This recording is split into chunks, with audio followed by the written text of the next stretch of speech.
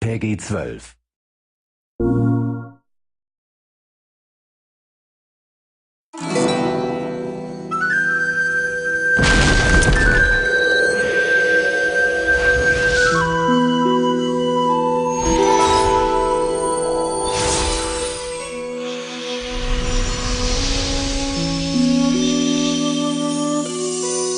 We knew from the beginning we wanted it to be based around Celtic mythology, and we wanted a particular feel toward the world, so this feeling of a world suffused with magic. Our biggest draw was the Irish culture and Celtic influence in general. If it came from Northern Europe, it's probably in our game somewhere.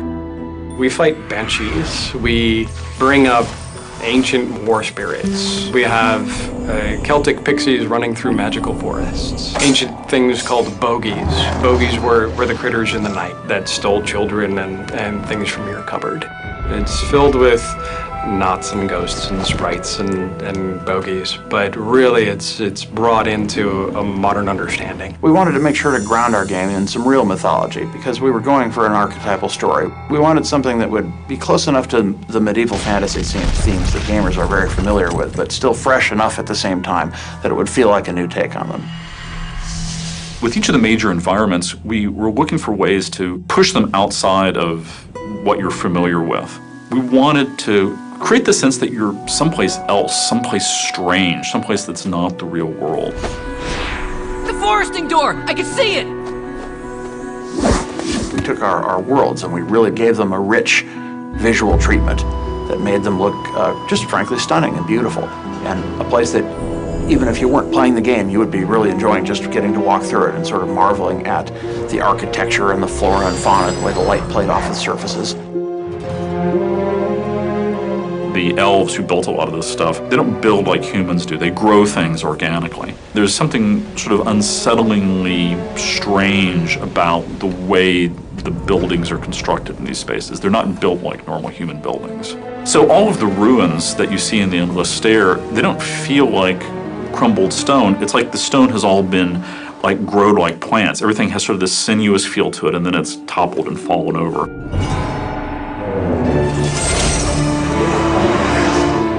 What we want is the player to always feel like that there is this sort of sense of menace in the world. When you first start off, you travel to the realm of the dead, and it creates a very particular sort of mood at the beginning of the game that immediately takes you outside of being in the real world. The whole idea behind Lockbarrow is wandering through a graveyard on a midsummer's night. It's this enormous ruined fortress that is filled with mist, and there's ghostly hands that are reaching up out of the ground every place you go. We call them the Restless Dead, long-lost battle spirits from Irish Celtic songs.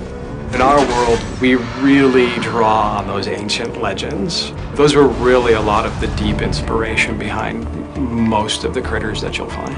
We have several different base enemy types. We have the Restless Dead, we have the Forest Sylphs, and we have the Bogies, which are goblin-like creatures.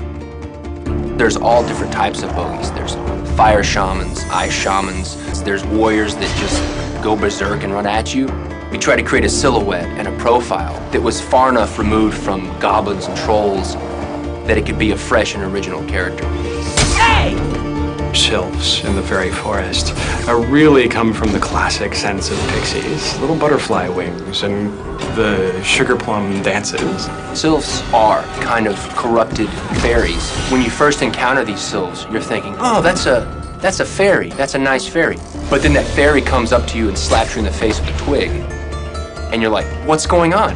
Personally, through hours and hours of playing the game and testing the game, the sylphs are the absolute bane of my existence. The creatures that we've developed for Sorcery really draw from those global legendary critters. Ghosts, goblins, things that move in the woods. Just those childhood dreams that we all grew up, we all heard about in stories, those things that are timeless across every culture.